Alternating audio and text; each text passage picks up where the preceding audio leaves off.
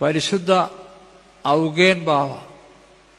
ഞങ്ങളൊക്കെ ഇവിടെ പഴയ സെമിനാരിൽ പഠിച്ചിരുന്ന കാലത്ത് പരിശുദ്ധ പിതാവായിരുന്നു ഇവിടുത്തെ കാതോലിക്ക ബാവായും മലങ്കര മെത്രാപ്പോലീത്തായും. തിരുമേനി ഏറെ പാണ്ഡിത്യം ഉണ്ടായിരുന്ന ഒരാളാണ്.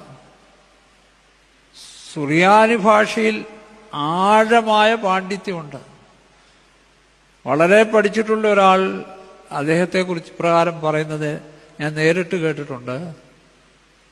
ബാലബ്രായായ്ക്ക് ശേഷം ഇത്രയേറെ സുറിയാനി ഭാഷ അറിയാവുന്ന ഒരാളിനെ കുറിച്ച് കേട്ടിട്ടില്ല എന്ന്.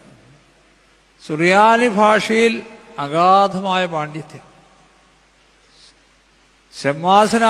ആയിരിക്കുമ്പോഴേ തന്നെ ഇറമ്പാനായതാണ്.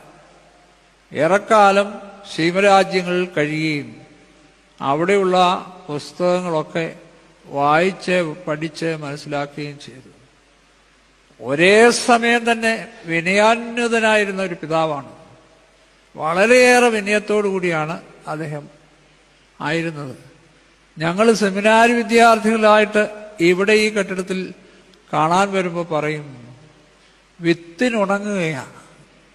കൃഷിക്കാർക്കേ അറിയത്തുള്ളൂ. ഇപ്പം നെല്ലുണങ്ങുന്നത് നെല്ല് കിട്ടുന്ന ഏത് മരത്തേലാന്ന് ചോദിക്കുന്ന കാലമാണ്.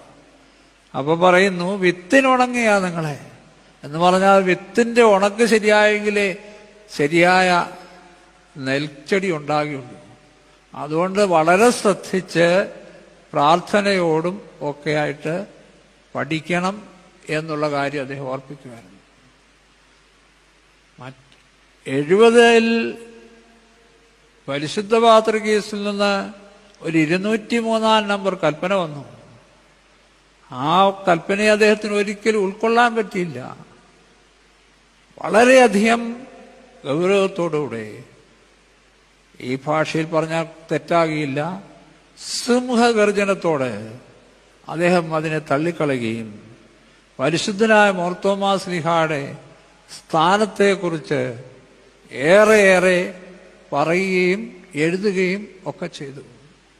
പ്രൗഢമായൊരു ഭാഷയാണ് അദ്ദേഹത്തിനുള്ളത്. പെങ്കീസ നമസ്കാരത്തിന്റെ പ്രമ്യോത്സതയൊക്കെ വായിക്കുമ്പോൾ അത് മനസ്സിലാക്കാൻ സാധിക്കും.